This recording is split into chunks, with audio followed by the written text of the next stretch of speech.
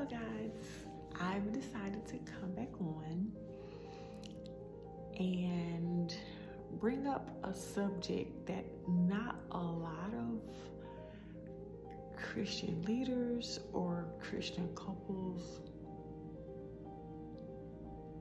are willing to really dive deep into. And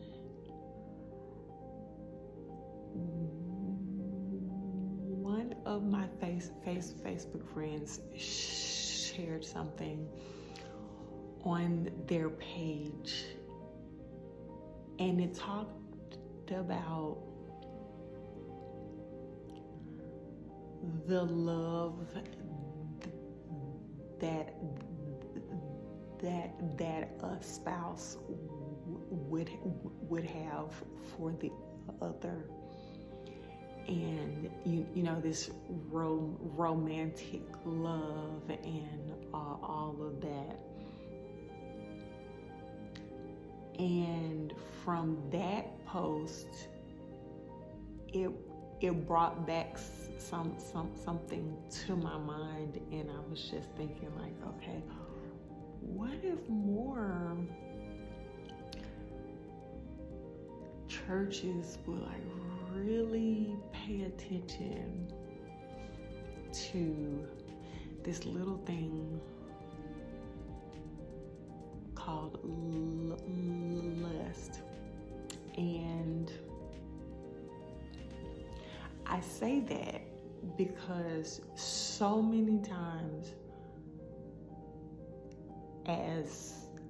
as Christians, as kingdom citizens, we bring into our homes and our relationships this world view, this world perspective, this sort of low-level,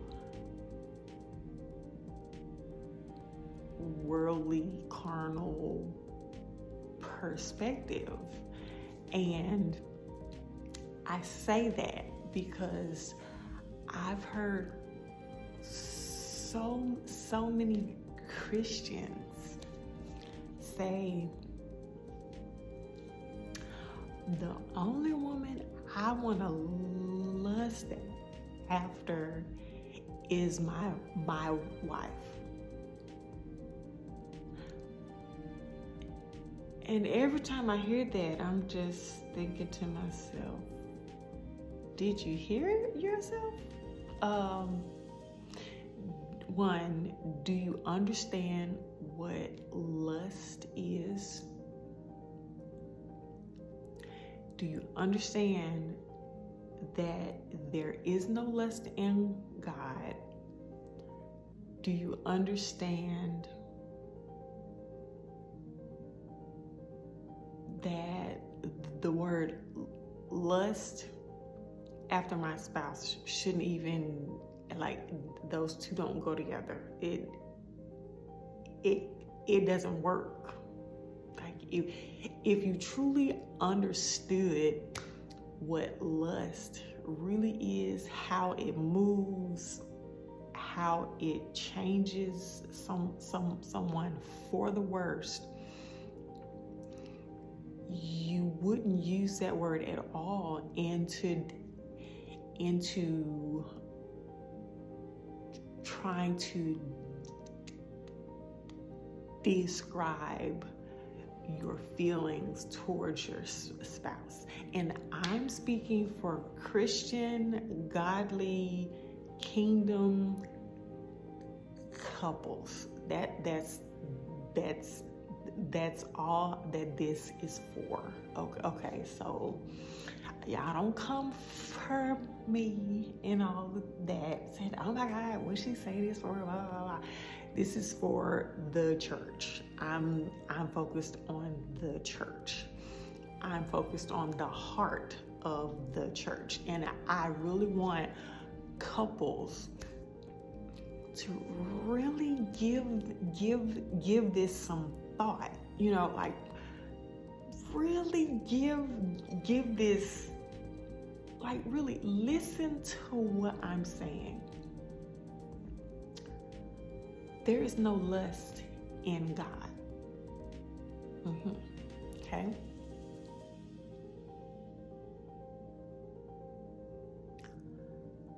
Let's think of the characteristics or character traits of lust.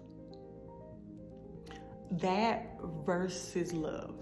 And the type of love I'm talking about is the Eros love that God created, okay, for spouses, for the union of man and woman, whatever. I'm not going to get into all of that, so don't come for me. And look, marriage is for husband and wife. Okay, let's just leave that there. Okay, so on one hand, there's lust. On one hand, there's the Eros love. Okay, so I'm shaking the camera. Okay, so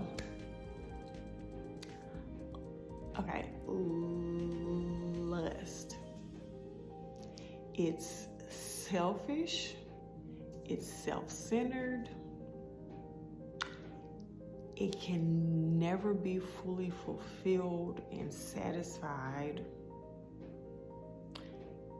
if not dealt with properly. It grows out of control like a weed. Like it cannot be controlled at all, like none. And time makes lust worse. Okay, lust is impatient.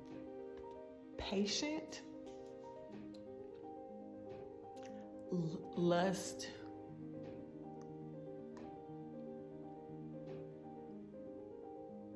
can be very, very destructive in a sense. Very, very. Okay, I was married for 10 years. Okay, and I'm not gonna go into detail as far as like the whole breakdown of my marriage and the things that went wrong, but lust was a major part of it. And lust should not be a character trait in a Christian couple's marriage ever, at all. And okay, so someone said, well, what does that look like as far as lusting after your spouse? Okay, well, take into account everything that we said that lust was. Okay, keep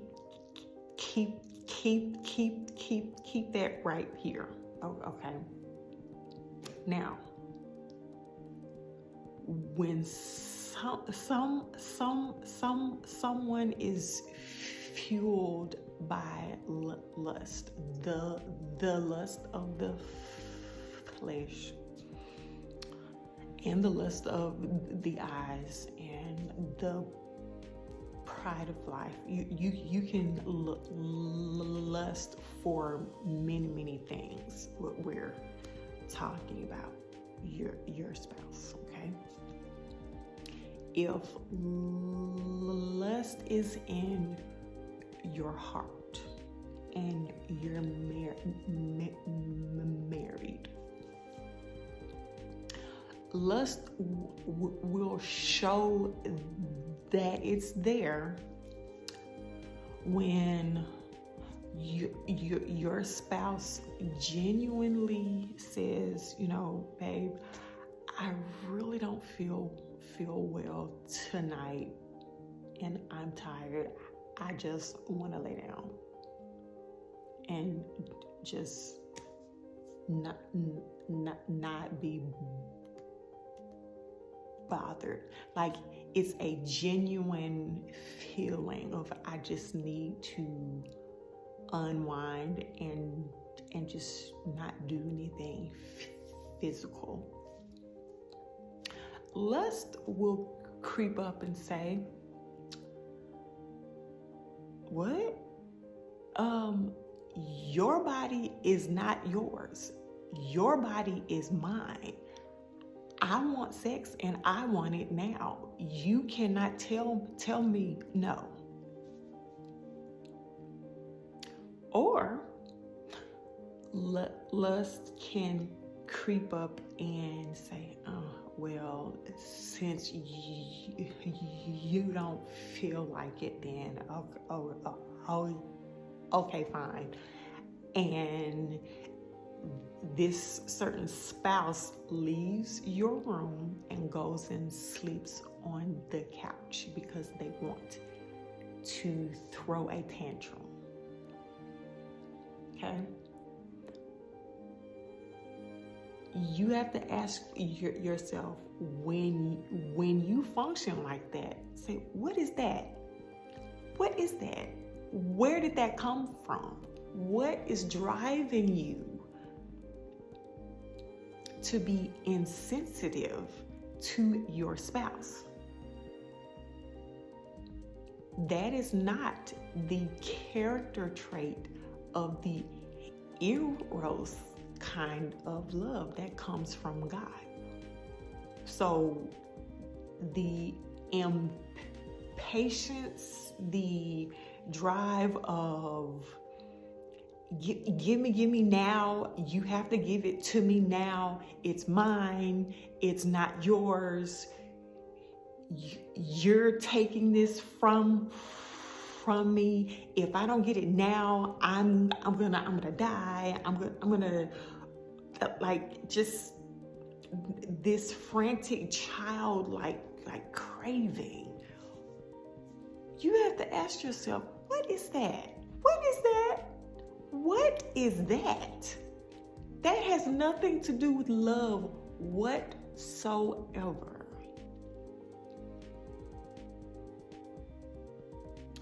Lust will drive you in those times where you don't have time for sex. Your spouse is super tired from their day, from fooling with the kids, work, whatever.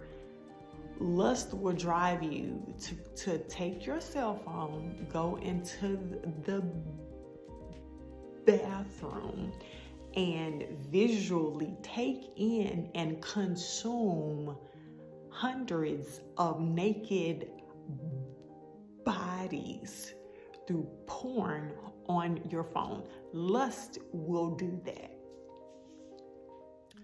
Lust will tell you, oh, she really doesn't love me, or he really doesn't love me, or they don't really know the word like I do, because the word says your body is not your own, and since we're married, you're supposed to give me that no matter how you feel, no matter what time it is. I don't care. I want what I want. Tell me, how is that love? How, first, how are you treating your friend like that? You should be friends with your spouse. How are you treating your life partner, friend, best friend? How are you an effective lover of your spouse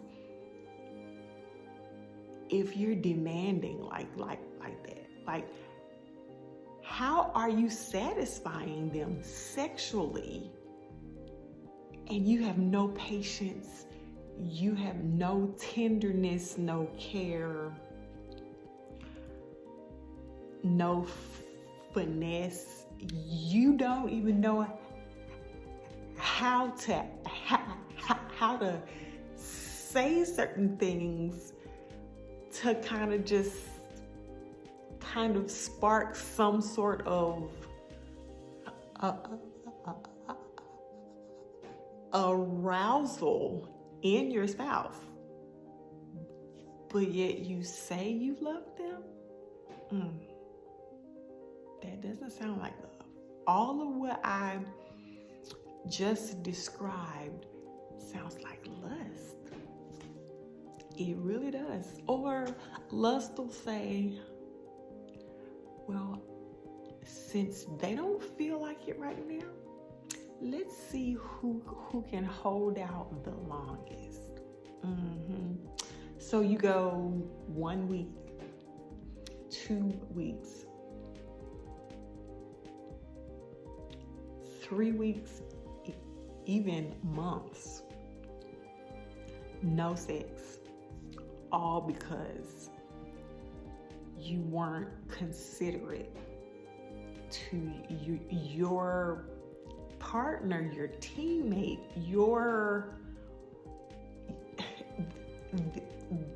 this person that you're supposed to be one with. You're one with them, or you should be. And yet you withhold sex now because you're mad. That sounds like lust. That's what that really sounds like. So let me just say this.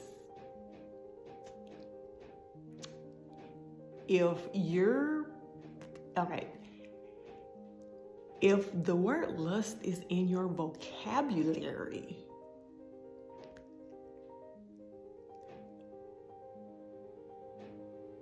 towards your spouse, and I'm talking to Christian couples, Christians in the church, Christian couples, kingdom couples, I'm talking to you. That is all this is for. With Eros, the romantic, sexual, sensual love that God gave us. God gave us that it is a wonderful gift. God gave us that. If lust is attached, 9 times out of 10, you're not going to be showing the Eros love to your spouse. You're going to bow to lust. If lust is in your heart, I'm sorry, but it's going to take over. If you don't deal with that thing, if you don't chop its head off, if you don't crucify it, if you don't set it on fire in prayer, lay it on the altar, if you don't do any of those things, it will take over. And over time, oh dear God, my God, if I could only explain the hell that lust will bring into your house.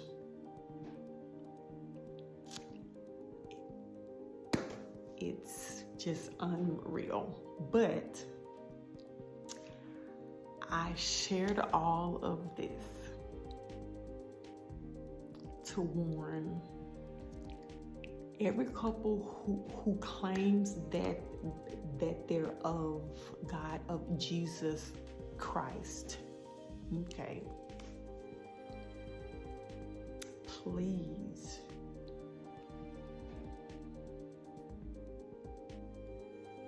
please check that. Like, really check that. And if you're using porn to spice up your sex life, I'm telling you, you're playing with a fire that will consume you. And if you claim you don't see the effects of it, your children will. Yeah. Lust will spread so much so it gets into your finances, it gets into your children, your grandchildren. It will consume your thoughts. It will shut down your creative mind. It causes you to abuse your spouse. Let me say that again. It will drive you. It will finesse you. It will talk you into abusing your spouse, and you won't even realize it. Sometimes you won't even realize it. That's just how sneaky and cunning and it will affect every area of your life and your home, and you'll sit there and wonder, what the heck is wrong? What's going on? Why can't we see eye to eye? Why can't I understand her? Why can't I understand him? One of the culprits could possibly be lust is in your relationship. So I hope that this sheds some light on something for you all. I probably need to write another book. I just might, you guys. Oh God, I just might. But yeah, I really hope that someone listens. Someone listens. Listen. There's too much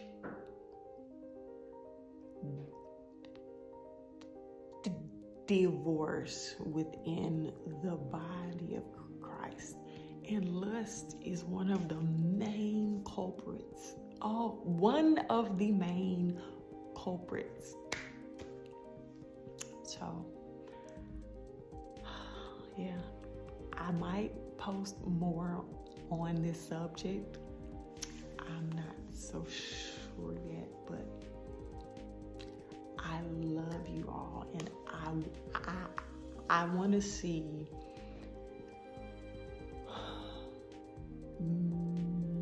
marriages in the church thrive. I want to see it. I want to see it so bad. And I want to see wives thrive, because for so long the church paints the wife as a slave. If you treat your wife like a slave and think of her as such, you have no idea what a wife is. Oh my God. You are selling yourself short. You are cutting off a treasure chest of blessings when you don't understand what a wife is. And ladies, you transform into a wife before you get married. Before. It's all in your mindset, your heart. Oh, your heart is a big thing, a big thing. you, oh God, you cannot be a true and effective wife if your heart is not postured there. Your thinking, the way you move, the way you dress, the way you talk, where you go, what you do, it needs to speak of what a wife is and does, and all that stuff. I am going to post a book at the end of this that has changed my life so much so. I mean, I started reading this book while going through my divorce. When I tell you, it brings me to tears even now. That book saved my life. It pulled me up from such a dark space when everything was falling apart, had fallen apart, and crumbled and burned to dust. This book helped me realign my life. Oh, and let me add this.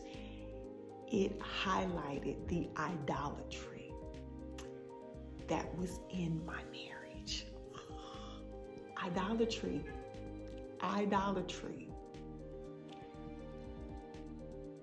And once I got myself realigned with the Father in the right order and the right way, the right heart posture, oh my God. I will tell anybody, if you really want to figure out if you're really postured right with God, read this book. Read it. I challenge anybody. And if you can make it through the whole book, you are strong. I wept reading the entire book. The entire book. It laid out the spiritual side of what my marriage was and how dysfunctional and how out of order things were. And we thought we were doing good. Well, for the most part, we really did the best that we could, but it was so dysfunctional and we didn't even realize. We knew something was wrong, but so I will tag that book in this video, and everybody, every couple, every single should read that book before you date, before you get married, before you date, before you get engaged especially, and before you walk down the aisle. You need that book in your life.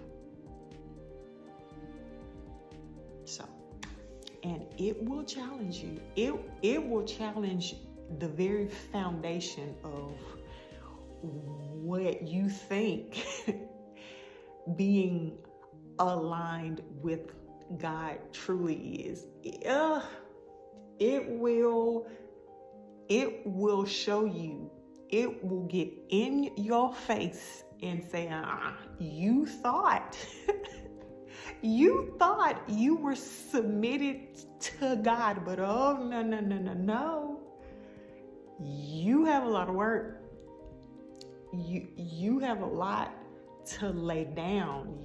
You thought. Oh, you thought. So, yeah. Okay, I'm gonna stop talking now. I love you all. Yeah. Oh, I know you see this torso up here behind me. This is a sculpture that I did of an angel. I'll have to show you guys some of my artwork later on, but in this little guy here. But yeah, so I love you all. Get this book and really search your hearts. It's all about your heart. It's all about your heart. If your heart is full of certain things, things that hide, things that masquerade as something else, and you're sitting there wondering, like, just what's wrong? Why can't we get on the same page? What is this? What is that? Well, lust could be one of those things.